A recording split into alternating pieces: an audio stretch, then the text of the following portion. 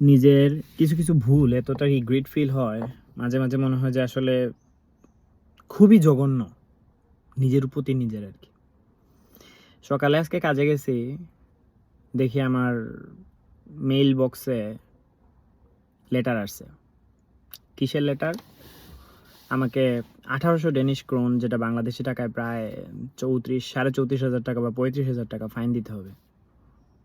ঘটনাটা ঘটছিল 1 তারিখ, জুলাইয়ের 1 তারিখ। তো ঘটনাটা হইল, আমি ট্রাফিক স্পিড রুল মানি নাই। তো এটার বোকামিটা কারণ কি আমি বিস্তারিত বলি।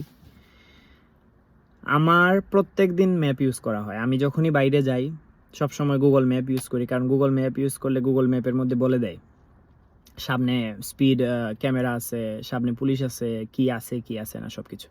যদিও একটু মানার চেষ্টা করি আর কি, সব কিছু মানার পরেই মানে গাড়ি চালানোর চেষ্টা করি। 1 তারিখ আমি আনফর্চুনেটলি ম্যাপ ইউজ করি নাই। তার কারণ হচ্ছে আমি রাস্তা চিনি, ভাবলাম যে কাজেরও সময় মানে একদম ঘনাই গেছে, তো একটু তাড়াতাড়ি চলে যাই। 110-এর স্পিড ছিল হাইওয়েতে, হয়তো একটু বেশি উঠছিল, 120 বা কত উঠছে আমি জানি না। দেন আমি এক্সিট নিতেছি আর কি। হাইওয়ে থেকে যখন এক্সিট নেই তখন এক্সিটের এখানে আপনার ইয়ে ছিল, মানে এক্সিটের লিমিট ছিল 60। মানে একটা গাড়ি 120-এ আসতেছে, আসার পরেই এক্সিট নিতেছে 60-এ। আসলে এটা আমার কাছে মানে কতটা যুক্তিসঙ্গত আমি জানি না। যাই হোক, সো যদিও এটা যদি আমি বুঝতাম আগে, তাহলে অবশ্যই গাড়ি স্লো করতাম। তো আমি এটা আসলে বুঝি নাই, ঠিক আছে। মানে এক্সিট নেওয়ার কথা ছিল 60 স্পিডে, 60 কিলোমিটার পার আওয়ারে আর কি। আমি কি করছি, আমার 110-এর গাড়ি চলতেছে, আমি জাস্ট স্পিড থেকে আমি পা সরাই ফেলছি, অ্যাক্সেলেটার থেকে পা সরাই ফেলছি, গাড়ির মতো যাইতেছে, হয়তো বা 80-90 এরকম যাইতেছে। সো একদম ওইখানে প্রায় 1 কিলোমিটার যাওয়ার পরে ছিল স্পিড ক্যামেরা। আমি এটা জানি না। দেখা যায় যে গাড়ি তখন আমার 79 কিলোমিটার পার আওয়ারে যাইতেছে, যেখানে যাওয়ার কথা 60-এ, মাত্র 19 বেশি আর কি। আমার কাছে সন্দেহ লাগছে, কারণ আমি যখন ক্যামেরাটা পাস করি তখন ক্যামেরায় ব্লিঙ্কিং করছে, মানে আমি বুঝতেছি ক্যামেরাটা আমার গাড়ির ছবি তুলছে। তখনই আমার কাছে একটা মানে সন্দেহ লাগলো যে বৃষ্টি পড়তেছে, ক্যামেরা এখানে, আমি তো আসলে জানি না আদৌ কি কোনো ঝামেলা হবে কি হবে না।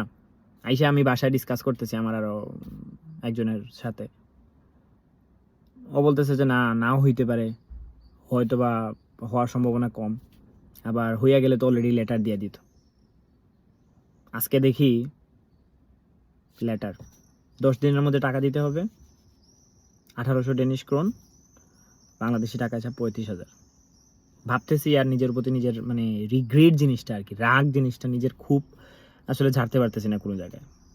তো একটা কথা আসলে ছোটবেলা শুনতাম যে গাড়ি ফালা রাত্রি ফালা সমান।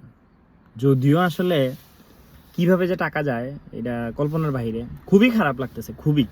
বিকজ 34-35,000 টাকা হয়তো বা এখানের পার্সপেক্টিভে এত বেশি না, বাট বাংলাদেশের পার্সপেক্টিভে খুবই ভালো একটা হ্যান্ডসাম অ্যামাউন্ট।